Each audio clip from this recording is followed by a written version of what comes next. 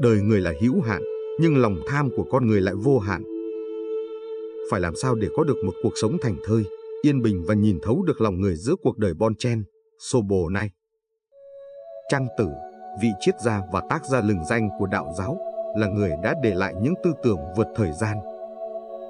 Với lối sống giản dị nhưng uyên thâm, ông chọn cách hòa mình vào tự nhiên, xa lánh những tranh đua thế tục và tìm kiếm sự tự tại trong tâm hồn. Trang Tử không chỉ sống khác biệt mà còn để lại cho đời những lời khuyên sâu sắc, đầy triết lý. Những lời dạy của ông không chỉ là ánh sáng soi đường cho người xưa mà đến nay, sau hàng nghìn năm, vẫn giữ nguyên giá trị.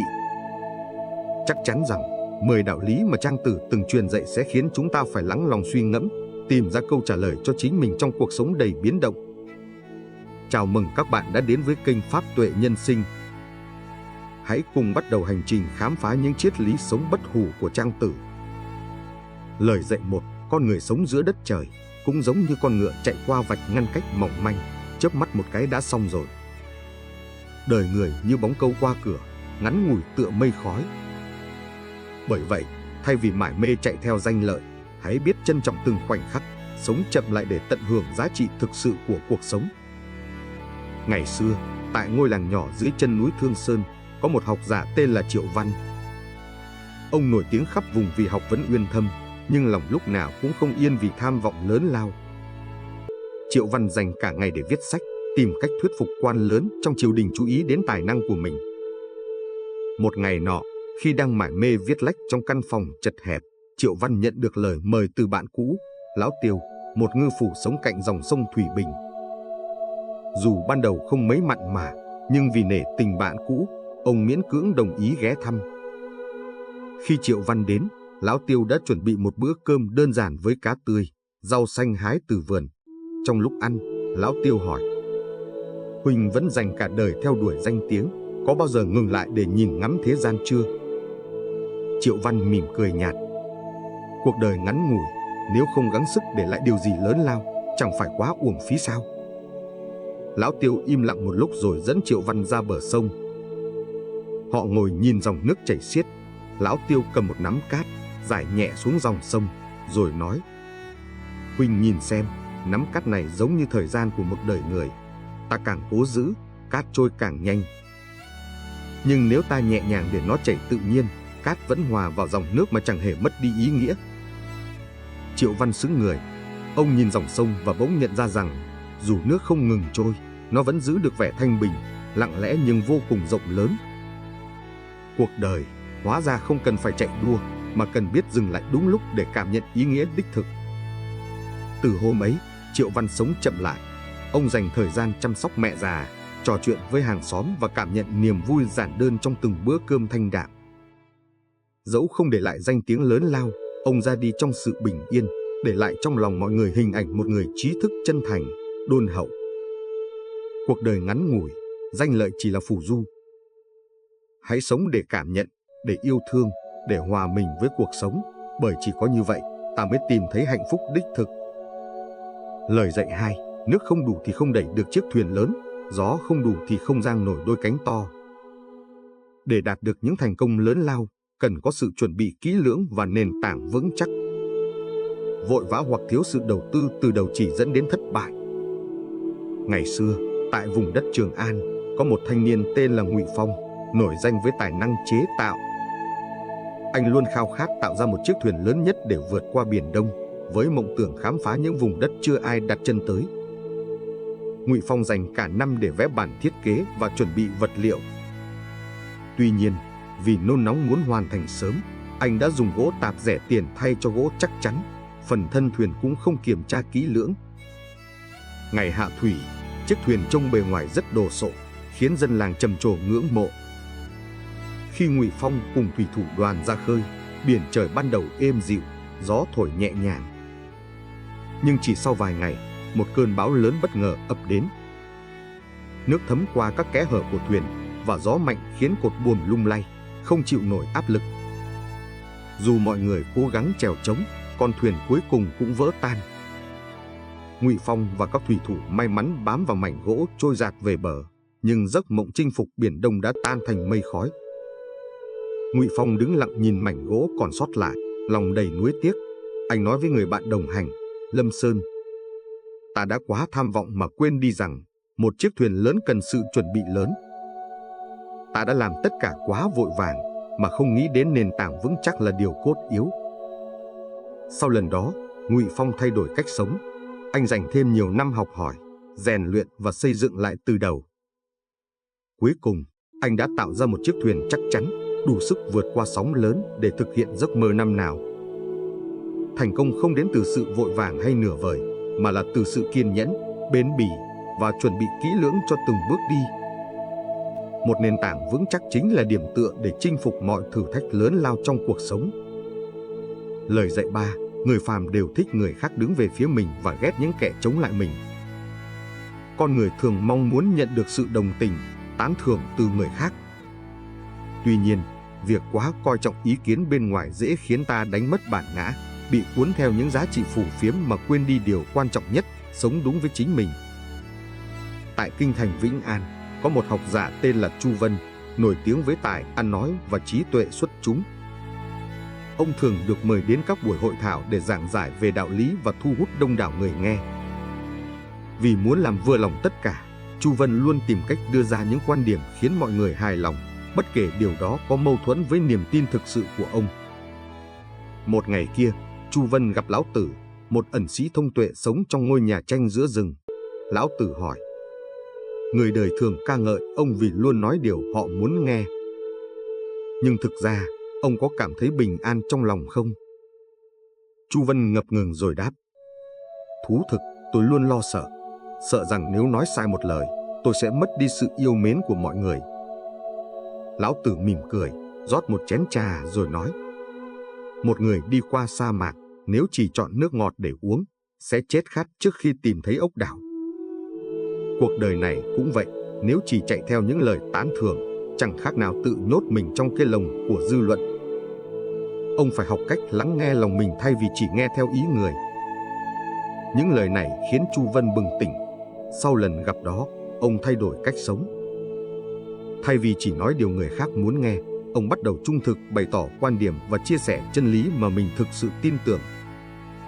Ban đầu, ông mất đi một số người ủng hộ, nhưng sau này, ông được kính trọng nhiều hơn vì sự chân thành và chính trực. Đời người ngắn ngủi, sống để làm hài lòng tất cả chỉ khiến ta lạc lối và mệt mỏi. Hãy học cách trân trọng bản thân, dũng cảm theo đuổi những giá trị mà mình thực sự tin tưởng, bởi chỉ có như vậy, ta mới tìm thấy sự an yên và hạnh phúc thực sự. Lời dạy 4, bi ai lớn nhất của đời người là chết về tâm tưởng, còn cái chết về thể xác chỉ xếp sau.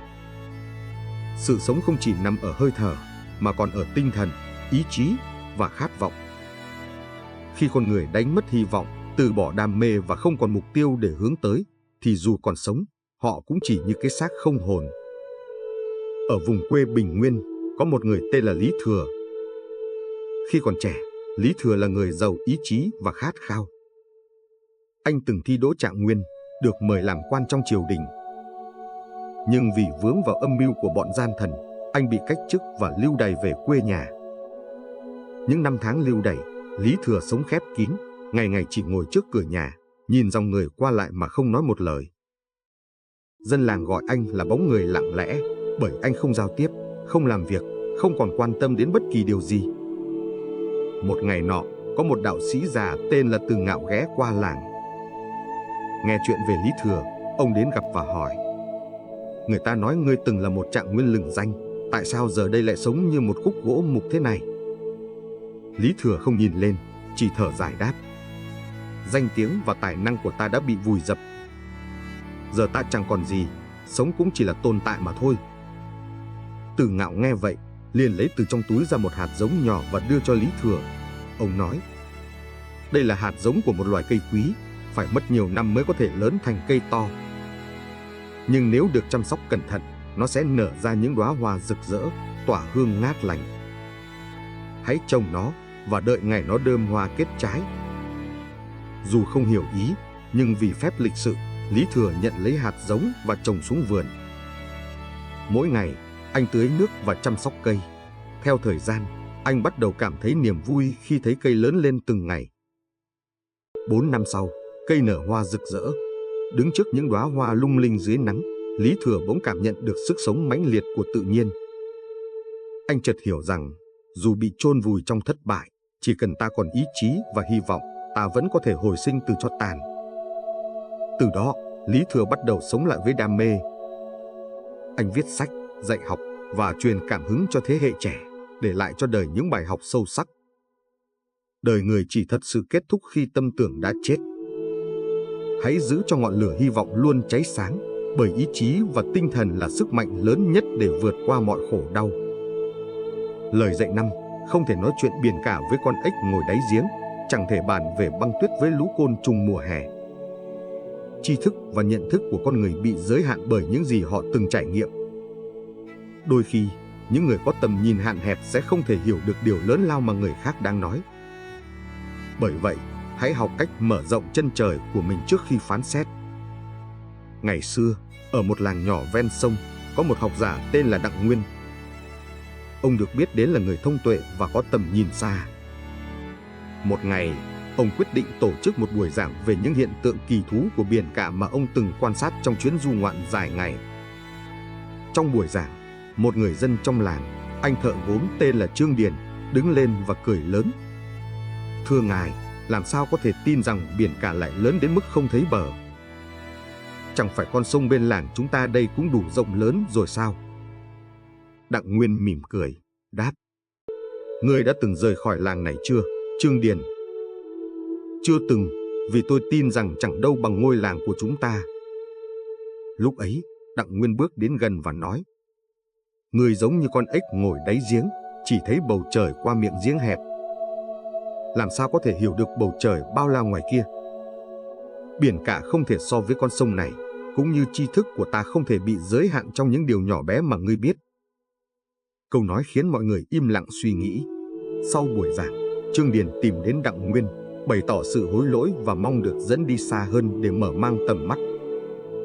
Nhờ chuyến đi cùng học giả, anh dần nhận ra thế giới bên ngoài rộng lớn và kỳ diệu hơn rất nhiều so với những gì anh từng tưởng tượng. Cuộc sống này đầy rẫy những điều vượt xa khỏi tầm hiểu biết của mỗi người.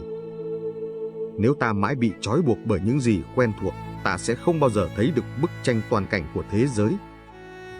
Hãy mở lòng để học hỏi, mở tầm nhìn để khám phá, bởi chỉ khi đó ta mới thực sự trưởng thành.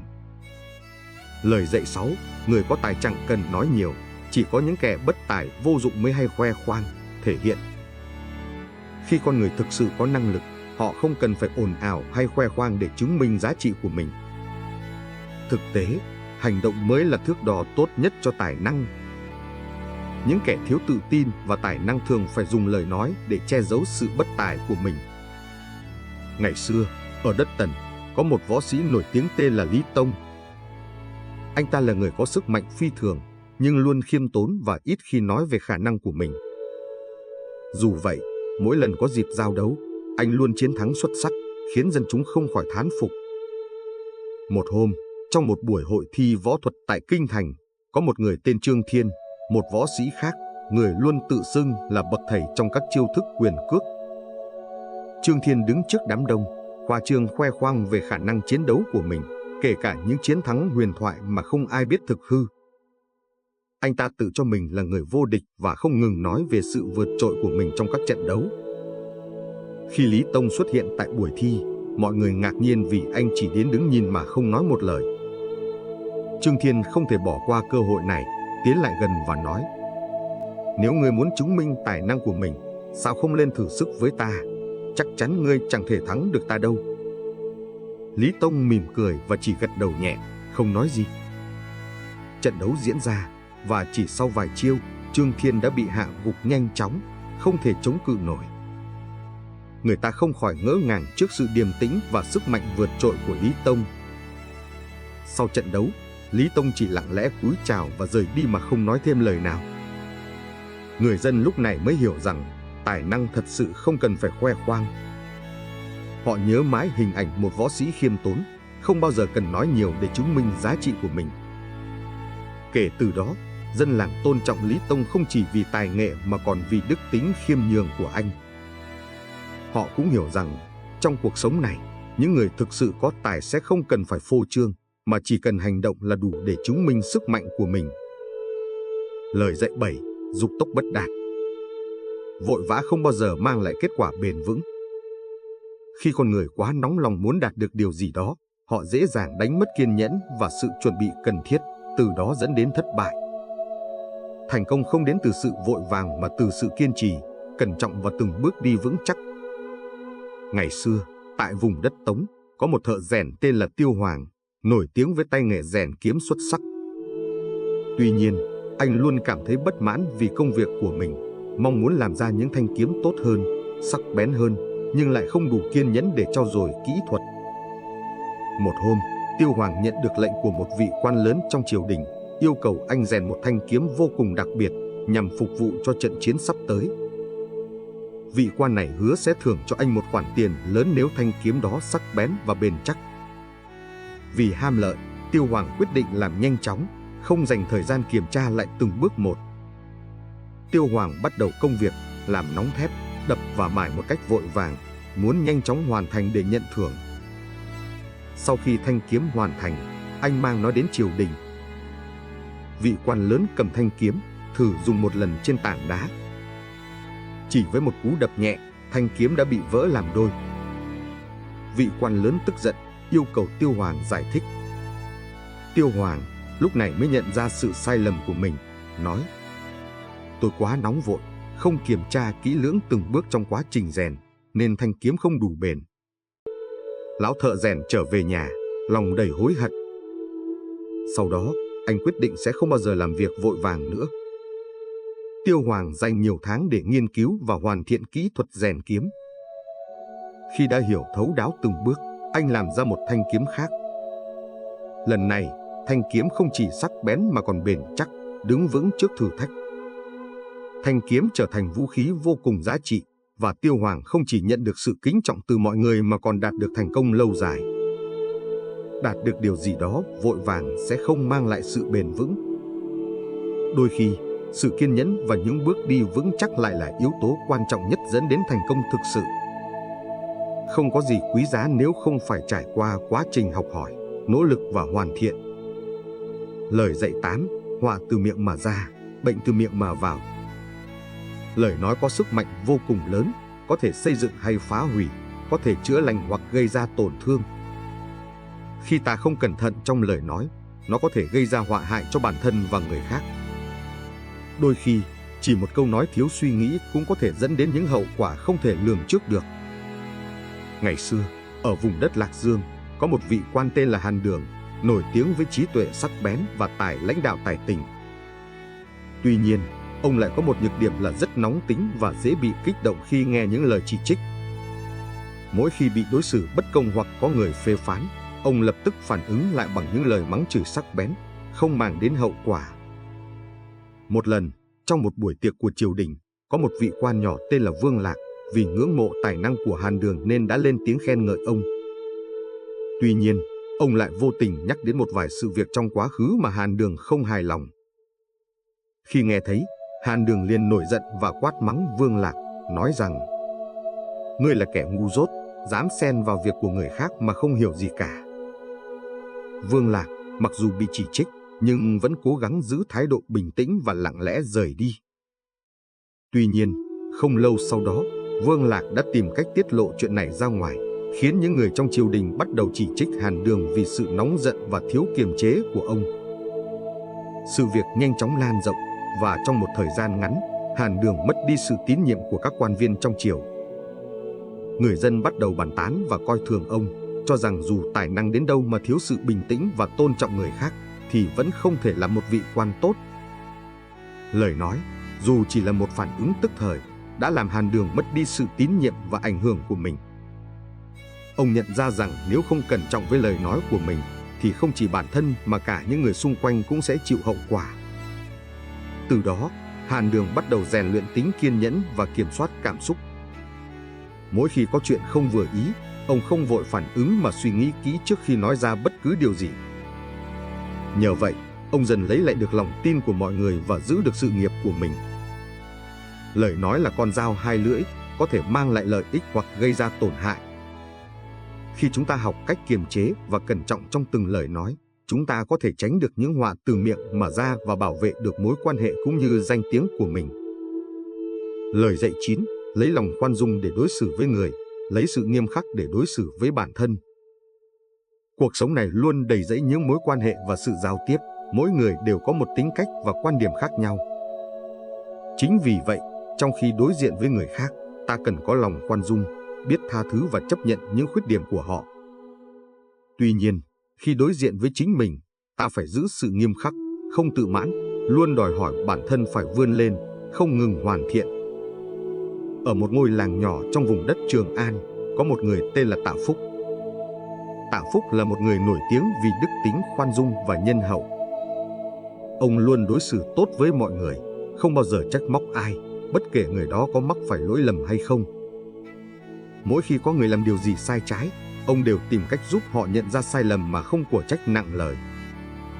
Một ngày nọ, có một người bạn cũ của Tạ Phúc, tên là Lưu Kỳ, từ phương xa trở về thăm. Lưu Kỳ vốn là một người nổi tiếng trong giới thương nhân nhưng cũng rất cứng rắn và khó tính. Sau khi nghe những lời khen ngợi về Tạ Phúc, Lưu Kỳ không tin lắm và quyết định thử ông.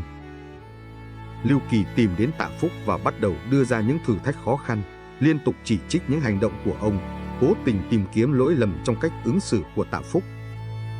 Tuy nhiên, Tạ Phúc vẫn giữ thái độ bình tĩnh, luôn mỉm cười và đáp lại với lòng khoan dung. Dần dần, Lưu Kỳ cảm thấy sự khoan dung của Tạ Phúc không phải là sự yếu đuối mà là sức mạnh lớn lao. Ông bắt đầu tự hỏi, nếu bản thân mình có thể học được sự kiên nhẫn và khoan dung như Tạ Phúc, liệu cuộc sống có trở nên nhẹ nhàng hơn? Sau khi cùng Tạ Phúc ngồi trò chuyện, Lưu Kỳ chia sẻ: Tạ Phúc, tôi luôn cảm thấy khó khăn khi phải đối diện với những người khác biệt quan điểm và tôi luôn áp đặt ý nghĩ của mình lên họ. Nhưng hôm nay, tôi thấy lòng khoan dung của bạn thật sự đáng quý. Tạ Phúc cười nhẹ và trả lời: lòng khoan dung là phương thuốc chữa lành những vết thương trong tâm hồn. Tuy nhiên, để có thể đối xử tốt với người khác, trước tiên chúng ta phải biết nghiêm khắc với chính mình. Chỉ khi bản thân tự biết sai, tự biết khắc phục, ta mới có thể mang lại sự thay đổi cho người khác. Lưu Kỳ lặng người suy nghĩ.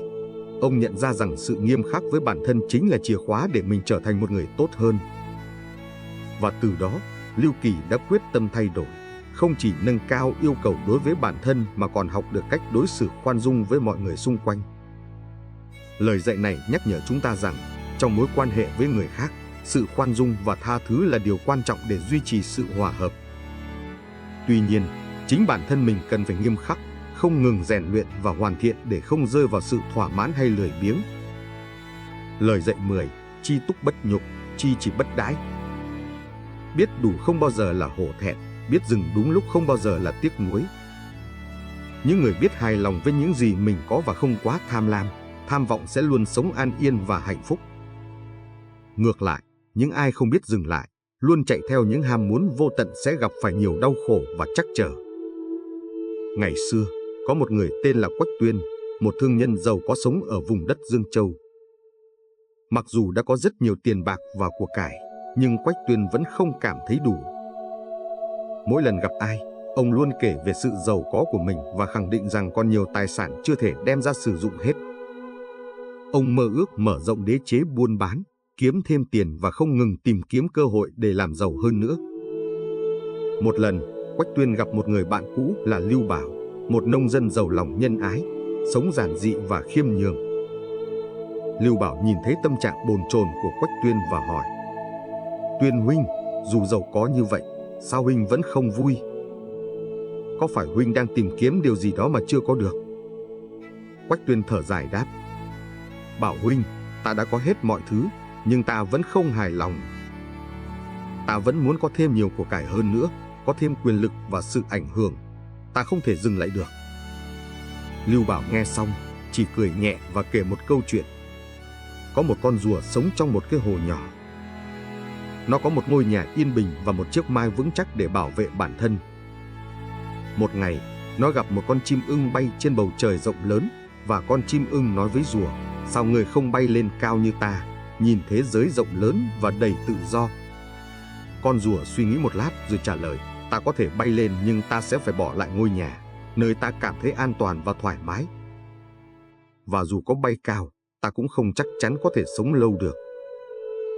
Lưu Bảo tiếp tục. Con rùa không tham lam muốn bay lên như chim ưng. Nó biết đủ và hài lòng với những gì mình có. Và chính sự biết đủ đó mới khiến nó sống yên bình suốt đời. Quách Tuyên huynh, hãy học cách trì túc, biết hài lòng với những gì mình đang có, đừng để lòng tham làm mình đau khổ. Quách Tuyên im lặng suy nghĩ suốt một lúc. Ông nhận ra rằng, dù có bao nhiêu tài sản, ông vẫn không cảm thấy hạnh phúc vì luôn khát khao thêm nhiều thứ nữa. Cuối cùng, ông quyết định thay đổi, bớt chạy theo tham vọng và bắt đầu tìm niềm vui trong những điều giản dị, trong gia đình và bạn bè.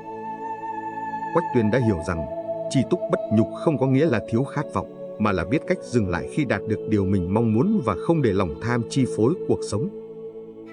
Biết đủ không phải là hạ thấp giá trị của bản thân, mà là biết trân trọng những gì mình có và sống một cuộc đời thanh thản, an yên. Vậy là chúng ta đã cùng nhau khám phá 10 lời dạy sâu sắc của Trang Tử, những triết lý mà dù đã tồn tại hàng nghìn năm, nhưng vẫn mang giá trị vô cùng quý báu đối với cuộc sống ngày nay. Những lời khuyên này không chỉ giúp ta nhìn nhận lại bản thân, mà còn nhắc nhở ta về cách sống an yên, trí tuệ và bình an giữa dòng đời xô bồ. Hy vọng những chia sẻ hôm nay đã mang đến cho các bạn những phút giây suy ngẫm bổ ích. Nếu các bạn thấy video này hữu ích, đừng quên nhấn like, chia sẻ để lan tỏa những giá trị tốt đẹp đến mọi người. Đừng quên đăng ký kênh Pháp Tuệ Nhân Sinh để theo dõi những video tiếp theo và để lại ý kiến của bạn dưới video. Chúng tôi rất mong nhận được những phản hồi, ý tưởng và những câu hỏi thú vị từ các bạn. Chúc các bạn luôn bình an, hạnh phúc và sống một cuộc đời đầy trí tuệ. Hẹn gặp lại trong những video sau.